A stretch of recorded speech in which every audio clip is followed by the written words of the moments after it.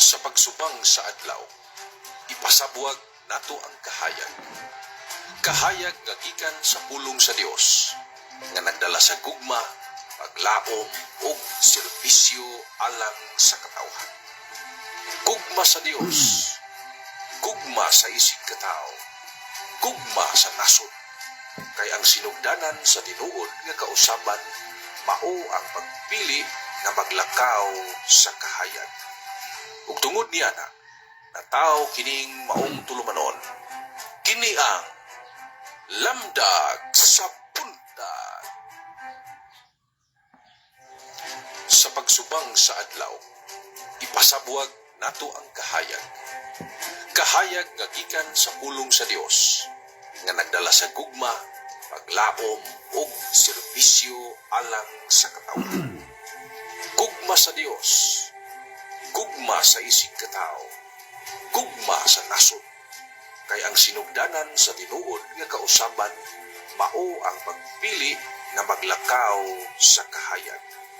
Ug tungod niya na, nataw kining maong tulumanon, kini ang lamdag sa puntag.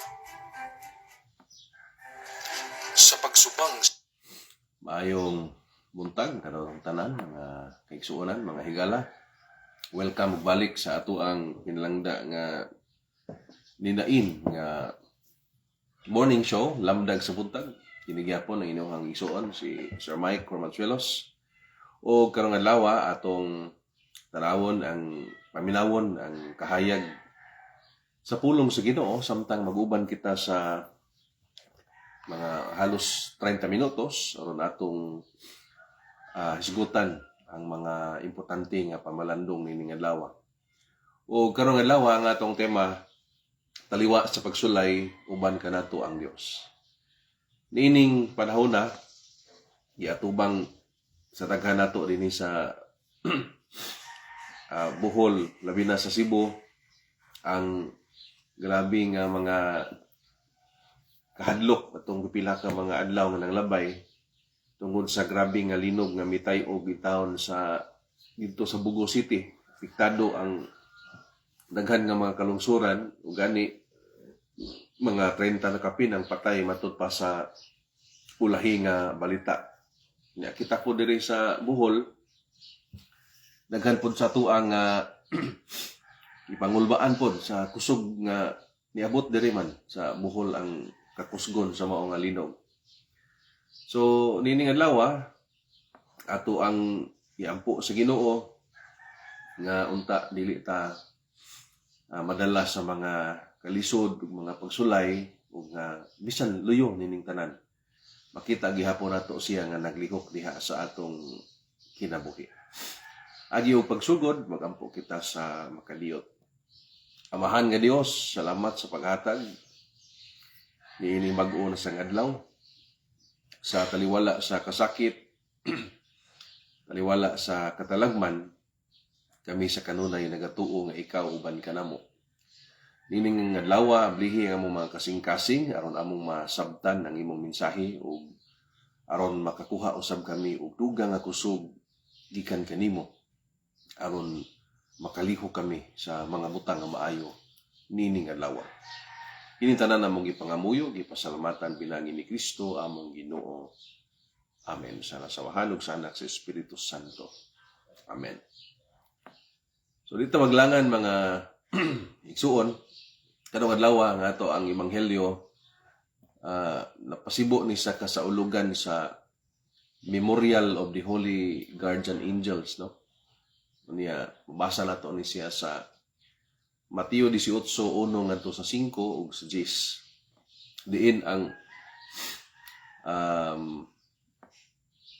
mga disipulo nangutana sa Ginoo kung kinsa man ang labing dako sa gingharian. O gitawag sa Ginoo ang usa ka bata o giingnan ang mga apostoles nga kung dili ka mahimo sa sama sa usa ka bata, dili ka makasulod sa gingharian sa langit. So unsa may mga punto nga angay natong masabtan ining maong ebanghelyo? Una, si Jesus nagtanaw sa kalumo. Maniyang gitagaan o ka-value. Mas gitagaan sa Ginoo og bili ang pagkasimple ug ang pagka-inosente nga sama sa bata. Isip maoy modelo sa espirituhanon nga pagkatao. So, ato pong tanawon og nagpabilin pa baning maong mga birtud sa atong kinabuhi. No? Napa ba ang pagkamalumo? Napa ba ang pagkasimple ug ang inosente nga mga kinaiya o values sa atong kinabuhi. Kunya sa mong ebanghelyo, di siya ganahan nga kanang sa atong kasing-kasing naa ang pagbinuang. No? O mabaw nga espirituhanon nga kinabuhi. Kay ang mga bata, klaro na to nga masaligon gyud kayo ang mga bata. Salig. Ngani, kung kabantay ta, ang bata, kung nang ginikanan, di ko na mabuhis kamot, magsige lagi nag-uban-uban sa ginikanan. No? Mag-ikod-ikod, matod pas Bisaya nga termino. Magsige gunit sa sayal sa mama. Muhilak unbiyaan sa ginikanan. Masaligon ang mga bata, kinaiya sa bata. O gani, ningon pag yun ang Ginoo nga tungod sa kaimportante, gihatagan og anghel nga magbalantay kining maong gagmay nga mga bata aron magamping ug magpanalipod. So, nining adlaw samtang mao ni atong nadungog sa ebanghelyo atong hisgutan sab ang sa may relasyon ani sa kasamtangan nga panghitabo ano daghang mga bagyo migo sa tong nasod dihali linog na pod sa Cebu ug taliwa nining mga katalagman ang realidad gyud nga kitang tanan maka agigyod og mga kasakit ug pagsulay. So dunay tulo ka mga pwede na tong makatunan sa ebanghelyo. Una, sa English ni gitawag og simplicity and poverty of spirit. Sama sa bata nga mahinahon kaayo. Nga matod sa Ginoo nga kung di ta may sama aning maong mga bata, di ta makasulod sa gingharian. But pasabot nga sa atong kinabuhi, usa ni kapag auhag na to nga ibutang na to ang atong pagsalig sa Ginoo. Walay garbo, walay pagpataas sa kaugalingon. Labi na nining mga panahon nga daghang mga hulga sa ato ang mga kinabuhi. Daghang katalagman, nagkadaiya nga mga katalagman ang igo sa Pilipinas, daghang mga bagyo, sunod-sunod ang mga bagyo, na napoy linog. On top of that, napagyod ang atong mga realidad sa kinabuhi, ang atong mga pagsuway, biyas tong pamilya, ato ang relasyon, ato ang mga anak, na sa salinganan, sa trabaho, daghan kayong mga pagsulay nga atong magian. So, ang ato lang nga, kung paabot aning maong mga panahon, yung mga pagsulay, natural man sa maaning linog o mga bagyo, or personal nga mga pagsulay, unta dili ta mukurog sa kahadlok, dili ta angay nga mahadlok. Hinunua, magbaton unta ta og kasing-kasing og espiritu nga sama sa usa ka bata. Kanabang dali mo tuo sa ginikanan, inigingon sa ginikanan nga ay kahadlok na ara ko diri, mo gakos ra gyud ang mata. Hilom na doy, Jackson, hilom na pod. Dali mo tuo, dali magampo, ug dali mo dawat sa Ginoo. Bisan kaliwa sa kagubot, kaguliyang ug mga dili maayong panghitabo. Ikaduha nga punto. Ang kinanglantang mudawat sa gagmay. Namang walay pagyaw-yaw nga pagdawat sa gagmay. Matod pa sa Ginoo, iumol ninyo ang usa ka bata o inong kaugalingon sama ni ining maong mga bata. Nga unta kita mahimo pong murag mga bata. Dili sa magbinata ang ilang mga actuations but kanang ilahang mga birtud, no? Nga sama nga gidawat sa Ginoo ang mga gagmay nining panahon sa mga kalisod mas nanginahanglan og tabang ang mga gagmay sa katilingban. Nagani mga katalagman di man angay kagulan ang mga dato. Naaman na sila kwarta. Makinaunsa ang kalibutan, ang mga dunay gahom, dunay posisyon, di angay kagulan. Kinsa man di kinaluuyan sa katilingban pag-abot sa mga kalisod, katalagman, ug ban pang mga pagsulay sa kinabuhi. Kini in taong mga pobre kaayo. Poor materially, poor emotionally, and poor spiritually. Mao ni ang mga tao nga gagmay nga angay natong tagaan ug pagtagad. Materially poor, katong mga nawad-an taog balay.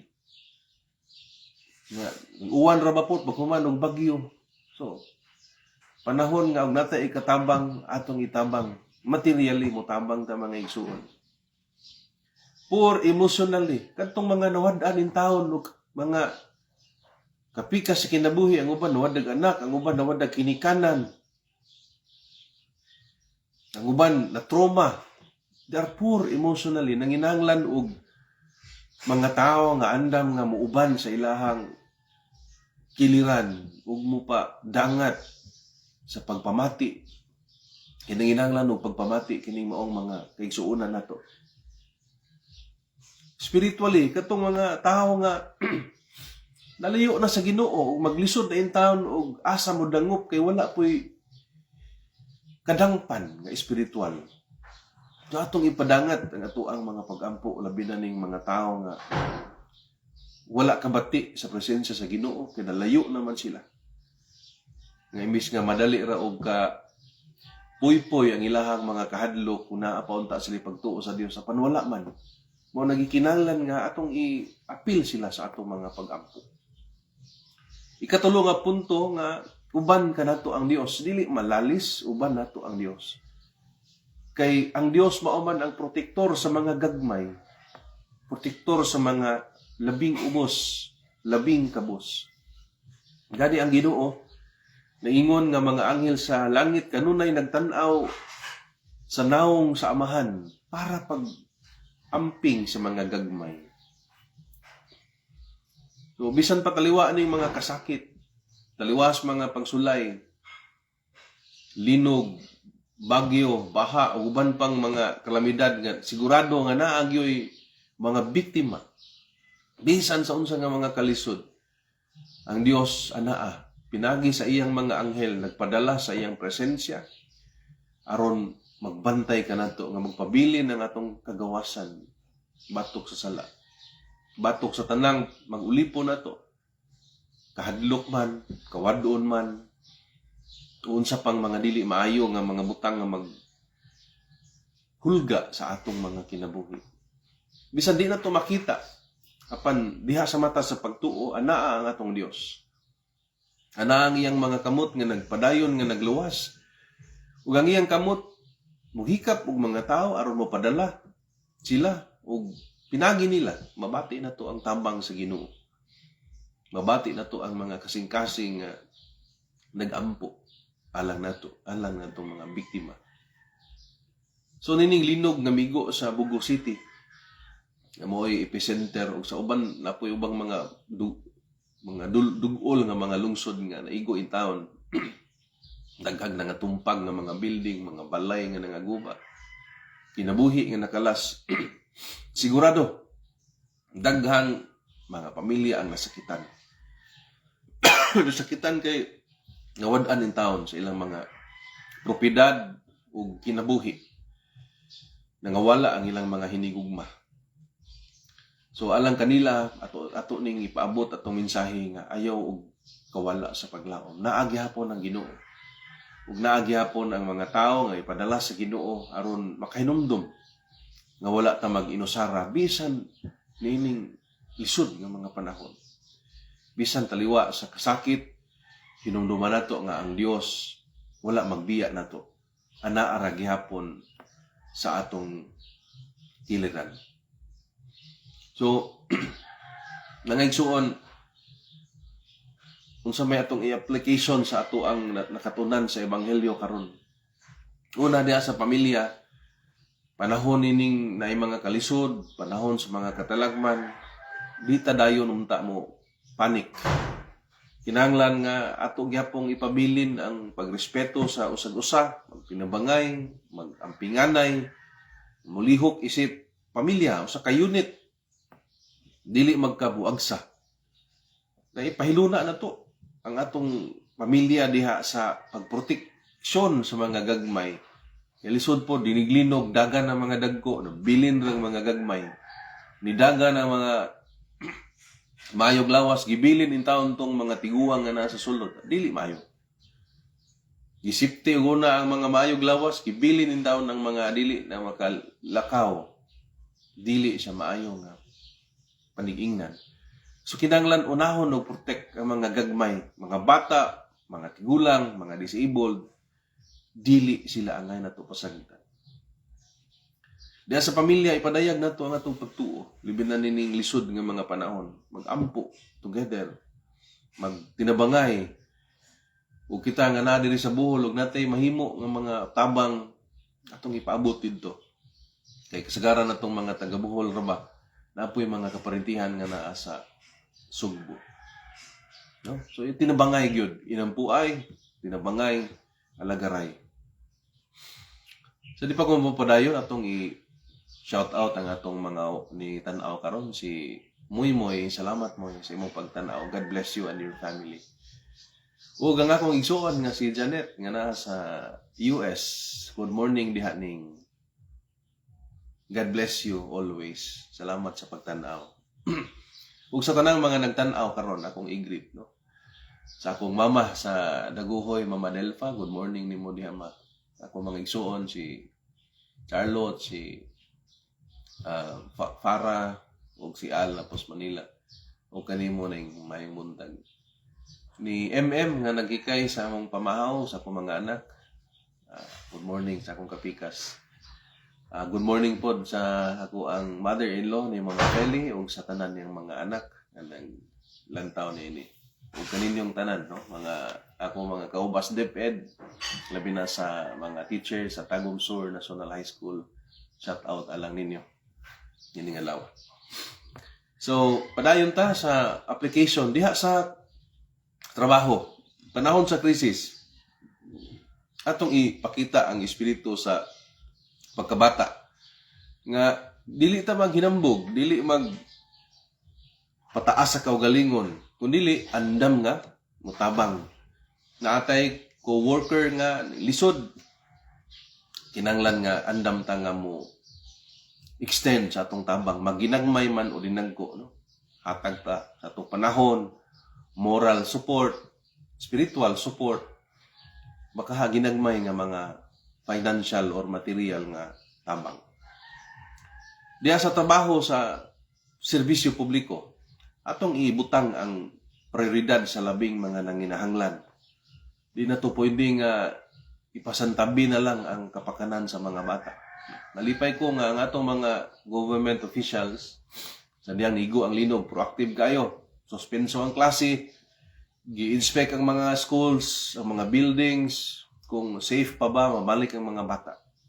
So, yung nani ka, nindot kung proactive ang atong mga leaders. No? I commend the government officials sa probinsya sa Bohol o sa mga kalungsuran sa Cebu, and even sa national government nga paspas pod ni respond ning katalagman. No? So yung nani yung tinabangay gyud. Makita na to ang karakter sa mga tao panahon sa katalagman. Ana nimo makit-an gyud unsa gitinuod nga karakter. Ug makapalipay nga luyo niining mga kalisod, makita po nato nga naa ang pagtinabangay, mugawas ang bayanihan, mugawas ang inig suunay. So mo ni naay mga kita na to sa komunidad no, naay mga relief operations, mga kita ko gabi mga nurses sa Cebu nga mga estudyante pa gani to aning 100 sila ka buok gikan sa mga Cebu universities nga mga student nurses. Ningadto sila Bugo ug San Remigio kay tabang sa mga medical nga mga lisod sa ito mga kuan, ito ang mga singa na biktima sa maong kuan, biktima sa maong katalagman. So nawan nag-donation drive, muban nga ni hatag og mga hot food, muban ni organize og tabang sa biktima. So mo ni tinabangay lang yun aron dili ta maglisod no sa ato ang di ta maglisod sa atong kinabuhi. Kay kung walay magtinabangay, dili kinahanglan nga maapektuhan ang atuang pagbangon gikan sa trahedya kung mag-iyahay ta. So lisod kayo og mag-iyahay lang. So nining adlaw akong ihangyo nga unta padayon ta sa atong mga pagampo alang sa usag-usa ug alang pod sa atuang tagsa-tagsa ka mga pamilya. Di nila ko taman atong i-close ang atong show o usa ka pagampo. Amahan namo nga Dios, salamat sa imong pag-uban namo taliwa sa katalagman. Naagihapon ka tubangi among mga pamilya nga na kulbaan o nabiktima in taon sa maong linog, labi na tong mga nasa Cebu, ang mga tigulang, ang mga vulnerable, ihatag ang kusog sa mga rescuers, sa mga niboluntaryo, mga opisyalis, aron madali og atud ang mga tabang. Kaming tanan tabangi kami nga magpadayon sa pagtuo, padayon sa pagtinabangay, taliwala sa pagsulay. Amen. Ug dinhi lang ko taman ug moingon ko sa kanunay nga salamat sa inyong paglantaw. Ini nga to ang matagbuntag nga tulumanon lamdag sa buntag ug magkita-kita gihapon ta og mga adlaw para padayon nato nga mangita og lamdag sa matag buntag aron dili ta makitumpawak ngadto sa mga kangit-ngit sa huna-huna. O unta, kung na-inspire mo, nining ato ang topic karon palihog ko og react, tap ninyong like or love diha sa atong video. Sa comment section, share your thoughts and prayer intentions. O niya, katuwa pa ning-follow, ipalihog ko follow po dining ato nga account. O katabang sad mo nako og mo send mo og stars, alipay sa ta para natay suporta nining ato ang online ministry. Together, tinabangay ta atong i-spread ang pulong sa Ginoo ug ang kahayag moabot unta sa mas daghan pa para matagbuntag daghan ang makapaambit ug makaambit sa lamdag sa pulong sa Ginoo. Maayong buntag, God bless you, and hangtod sa sunod adlaw. Bye-bye.